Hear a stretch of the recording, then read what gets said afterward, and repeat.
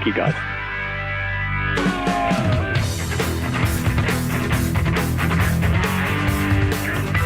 Oh, that's 3 for 3. You hear the song, you know who it is. It's the hockey god. You hear him doing San Jose Sharks games the way it should be. Like, all's right in the world. The Sharks aren't quite where they want to be. They're trying to get there, playing some young dudes. But Drew should be there, and Drew is there. So when I watch a game, Drew, I feel content. I feel happy. Well, thank you for that. But I am the opposite of content right now because I'm saddened, buddy, because you have been part of my afternoons since I came to the San Jose Sharks. What was 19 when I came back as broadcaster? What, 97, 98? Yep. So are you more sad for you or me? I'm more sad for me more than anything. You should because be. I'm like, what the hell am I going to do with my afternoons now? But you know what? Here's the one thing. Here's the one thing that I will say. What the great thing about this program, besides the fact that you have been my entertainment and so many people's entertainment in the Bay Area for so long, with your insight and your information and your real world experience, what this show allowed for me, and I hope it was the same for you, was that we became friends. Yes. And to absolutely. me, that means everything to me. And for that, my friend, I want to thank you very much. Oh, well, Drew, you know I love you. And that's the cool thing about doing this as long as I have. Like, there's a lot of people, and a lot of them are coming on today that I didn't know before I started the show. And now I do know, and I consider them all my friends. Randy Bennett, Bill Martin, you. There's just so many more that I consider friends now. And that's really been the cool part of it. I mean, the show aspect of it is great, and I love doing it, and it was so much fun. But anyway, I got to ask you, you might know a little something about this. How do I handle getting fired? I have vast experience in that. I have a ton of experience. It's funny you should ask. I have nothing but experience in that. First off, see, I don't know where things went with Cumulus and KNVR, because you are, 1, smart, 2, very entertaining, 3, well-informed, 4, you are, as I said, real-world experience as a former professional athlete, and you're really good at your job. Me, I was just, lost 100 games quicker than anybody in history of the National Hockey League on the coaching staff. I look like I do, yet they put me on TV, which is I look like a thumb, basically with wrinkles. You have to make sure you have to get fired, you have to have a gigantic ego that's completely undeserved from anything you've ever accomplished in your life. and make sure you throw as many times as that out that, hey, do you know who you think I am? Or you know who I think I am? And win some local Emmys if you can. If not, that always works. Yeah, and then bring that up every time your bosses talk to you about a new contract. Yeah. So those are the things I don't think you mastered. So maybe if the world's changing. Yeah. But the biggest thing is, see, the other thing is too, you're not phrasing this right. Oh. When the last time when I was let go from the San Jose Sharks, my contract wasn't renewed. I didn't get fired. Oh, so you were just mutually parted ways, but not mutually. Right. So yeah, exactly. So there's I don't know what's going on there. I think they're making a gigantic mistake. Maybe it's a phasing out, or the market is changing, and I am going to. I'm looking to do some other things that I've always wanted to do before I end up retiring. So I think you have to get that phrasing proper. Oh, okay. I do have to. I was talking about that. I was talking about that earlier on, Drew. I was like, why can't people just say you're fired? Why are they going to let you down easy, like saying, we're going to have to let you go, or we're going to lay you off. It's like, just tell me I'm fired. Pull the damn Band-Aid off. I mean, it feels like this generation, for whatever reason, and not just kids, it's like the whole generation. It's like everybody worries so much about people's feelings. Like, I don't want to hurt my feelings. I'll get over it. Just tell me what I need to know. Tell me what I need to do to play. Tell me what I'm doing wrong on the court. Just tell me so I know. Don't beat around the damn bush on me. So just let me know. That's all I ask you. And by the way, you are the best dressed thumb that I know.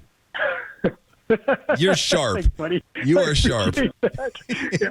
As Lyndon Byers, who played for the San Jose Sharks our second year, once told me when I walked in the dressing room back in the 1990s, Arsenio Hall, royal blue jacket, and, sport coat, double-breasted, huge shoulder pads, shiny shoes, alligator, fake alligator, and thinking I was thinking I was all great looking. I walked in, still sporting the skullet at the time. Yep. LB looked at me and went, Drew. Yeah, and he goes, you look great. I said, thanks, LB. He goes, yeah, from the chin down. So that kind of put me right in my place. Bro, you went faux alligator shoes? Oh, yeah. Well, fake. Yeah, because I was only making, I think, my first year, $45,000 a year when I was. You don't want to spend a ninth of your salary on shoes? No. So in St. Louis, they had this really, how can I describe it? Interesting, I think is the only, or a compelling shoe store. Yep. And so back in the 90s, back in 1991, I went in there and I went, oh my God, you get every color in the rainbow. And I had a bunch of shiny, not patent leather, but fake alligator shoes. Yeah, I had a navy pair. I had a brown pair. I put the red ones back because I didn't want to be like Dorothy from Wizard of Oz. And then a pair of black ones. Oh, that is beautiful. Yeah, we used to have Friedman's, which was a store in Atlanta that you guys wouldn't have gone to except for maybe when the Thrashers were around. But yeah, we'd go in there and God, guys would drop so much money. Manute actually bought a pair of like 22 alligator shoes. I was like, damn, did you just chop the tail and the head off of this thing? It's a full gator. You're good. I'm going full gator. I go, you're good. I go, they just caught it, Manute. I go, you're gonna have fresh alligator shoes. Things are gonna be outstanding. Well, I'm sure the alligators appreciated the fact that you went with fake alligator shoes. Yeah. I'm sure they were pretty. Because you know me, I'm a very pretty eco guy. You know me. Yeah, absolutely. Man, I was thinking, how long has it been since you've been coming on? 25 years? Like it was shortly. 25 years, yeah. Yeah, because Ralph was the one that got into the Sharks, and then I started following. I mean, I always watched hockey, but then he really got into him, so I figured, well, I got to start watching him because Ralph wants to talk about him. So, and then listening to you and getting a chance to meet you and going down there and doing some shows, and then. Wait a minute. You got to go. You skipped over it. Okay. There.